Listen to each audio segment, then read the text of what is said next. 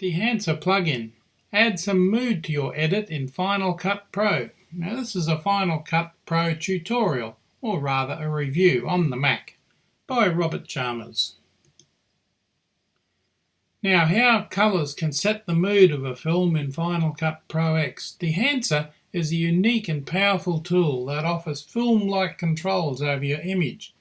It can emulate film stock, add film grain, apply old-school film colouring techniques, and add physical film characteristics like gate weave. If you've previously used any of the film converters, then you already have some idea of what Dehancer can do. However, Dehancer's suite of tools go well beyond what any of the others can do. The Dehancer team has put a lot of effort into emulating the analog film process to create this powerful plugin. You can learn more about Dehancer at that following address, https://www.dehancer.com. That's DEHANCER.com. You can also save 10% off your purchase with the promo code in uppercase RA Chalmers, RACHALMERS. Too easy, and you'll see that in the description.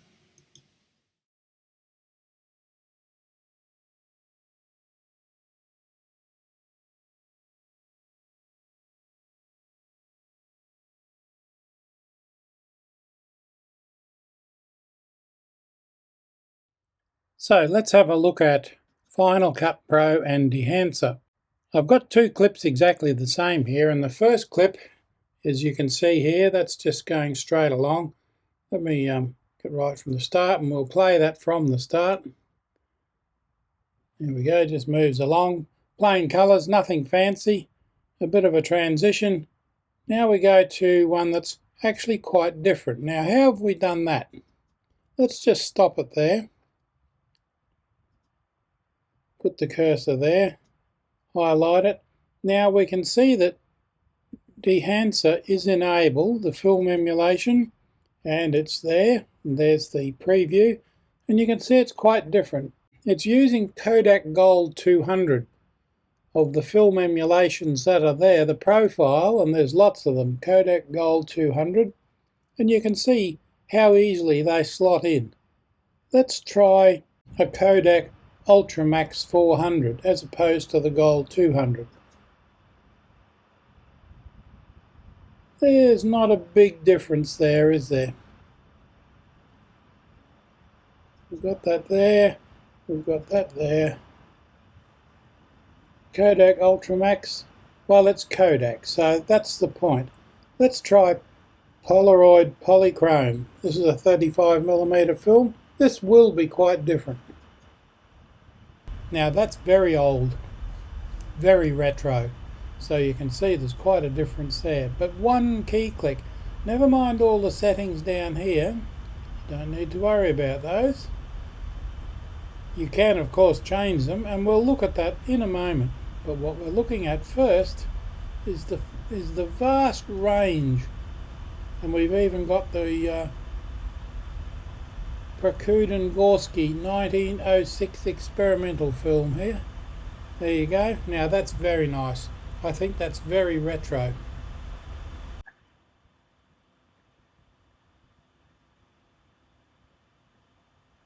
Try the last one in the road, 1991, and black and white. Very nice. Monochrome. Savannah type 42. I'll leave it back at the Gorski one at the moment because I really like that one, and that one will do for the moment. Now let's have a look at the list right from the top. The input types, sources, cameras, temperatures, films, print, exposure, and we'll work our way down that list.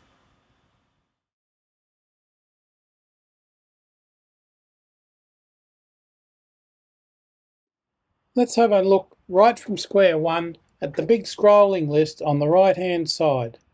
We've got OBS turned on, we've got film emulation turned on here, and you can see that highlight there, that's there with the little preview. Now over this side we've got our major list all the way down. The sources Recorder 709. Now this is fairly standard for film recordings that you download from places like Envato Elements and online resources. It's very standard, and that's where this clip came from, remember.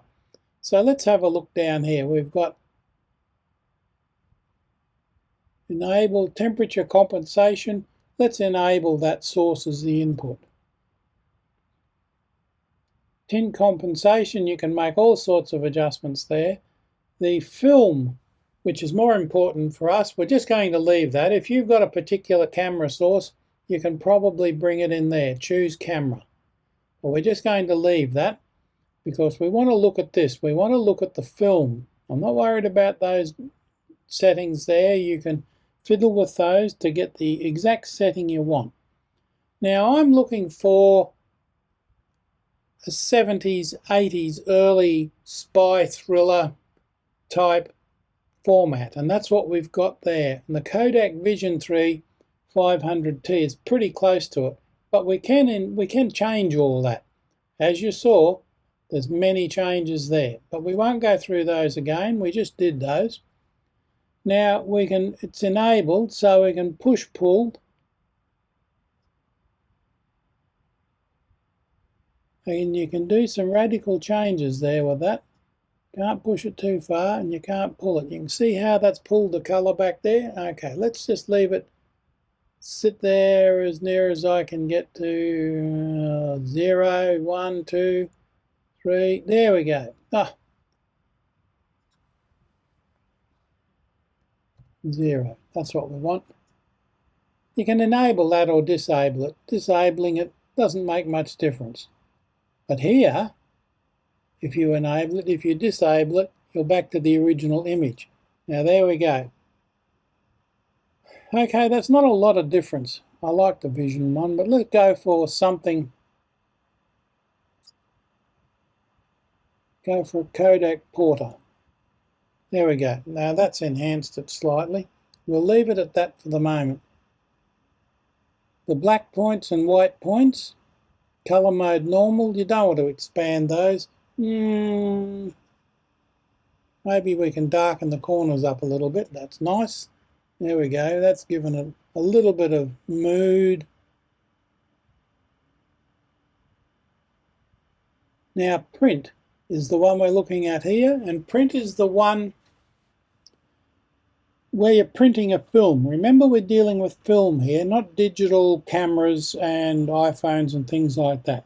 So we've got a linear profile. We're going to print, going to expose it, the tonal contrast and the color density and the saturation. Saturation's 100%. Let's see what happens if we reduce saturation. Almost no color there, but we'll leave that at 100%. The tonal contrast, you can see how that's changing the tone. I'll set that to 50. Back out, back down to -27. Let's just leave that one at 0 if we can get it to 0 without a lot of messing about. There we go. And the color density, much the same. Go one way, go the other way. Those sliders give you a great deal of control over the finished image.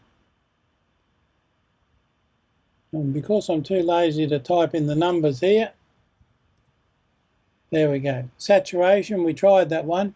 Average range limiter, enable. Okay. Now the color head, you can change the colors in the image. Let's have a look at this.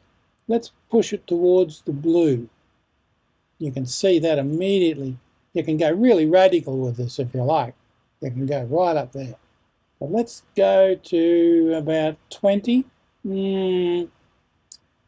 Probably a bit of greenish tinge in there. So let's go back to magenta. Oops, a bit too far. How's that? -6. That'll give us a bit of magenta. We don't want the red in there, so we'll go for cayenne. There we go. Now that's definitely early 80s mood. Preserve exposure, yes, all that's fine. Now film grain, that one's ticked on, and you want a really grainy film. Now this was quite a flat image, remember, when we first started out. So let's increase the size of the film grains. I mean, you can go really radical if you like. That's up to 12. Now look how grainy that is. That's like sandpaper. So we'll take it back to 8, very grainy. The amount, that's the amount of grain, it's set to 20. Look at the grain in there. That's like a desert storm, if you'll forgive the phrase. 40, 42, I wanted it 40. There we go. Oh no, not quite. Okay, let's do it the easy way. Okay, film resolution, 50%. Well, we don't want to sharpen it up, so we'll leave that. Shadows, do you want to bring up the shadows a little bit? It's not going to change it much with all that grain in there. That's very grainy, but that's what I wanted, remember? Highlights, chroma, film, halation. Now, halation is not going to have a big effect on this. There's a few highlights there, background gain, smoothness. I won't play with the halation or the bloom. You don't want bloom around that. If you're dealing with street lights and party lights and you're in a disco somewhere, or you've got a film with, particularly if it's one of them old set in Central Europe with all the prisoner of war camps and the big arc lamps that are around the borders, they really lend themselves to messing with those ones there, the halation and bloom. Now we've got vignettes. Do we want to? We can. That's 0.25.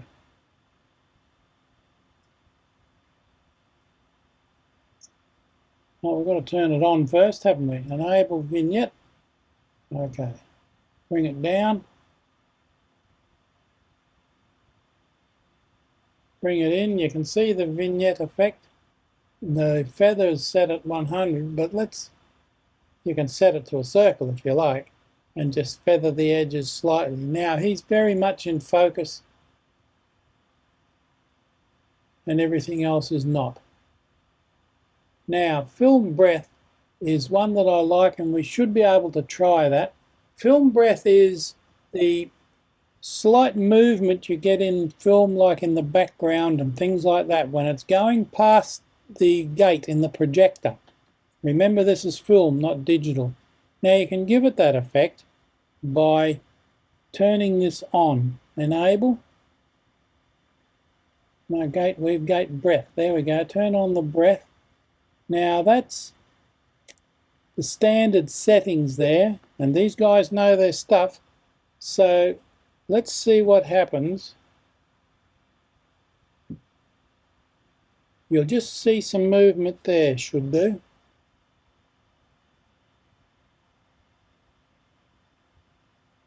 Okay. Let's try that again, shall we? Yes, you can see it's not much. I'm not talking about heaps of movement here. I'm talking about the film going past the gate. Going past the projector head. Okay, now I've got that moved up there. We've got to go all the way down to the bottom to find the gate weave. Of course, is a slightly different thing, and it's similarly connected. Sometimes the film in those old gates jumped around a little bit, and that's what we're looking at here. You may see some movement, you may not. Backgrounds, shoulders, things like that.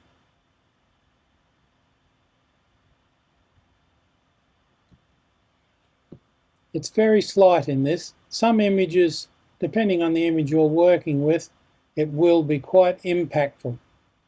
Now the others I'll leave. The false colour, output, impact, LUT generator. You can actually create LUTs. Check your profiles and your licensing info, and that's just about it for that whole series of things that are on there. And of course, that Kodak Portra, I should say, 160NC is enabled. And now I've turned it off, but all our other settings are still there because you can see they're enabled. But that just gives it that extra effect. Let's see what it looks like with the Rolly. There we go, not much difference because those other settings are there.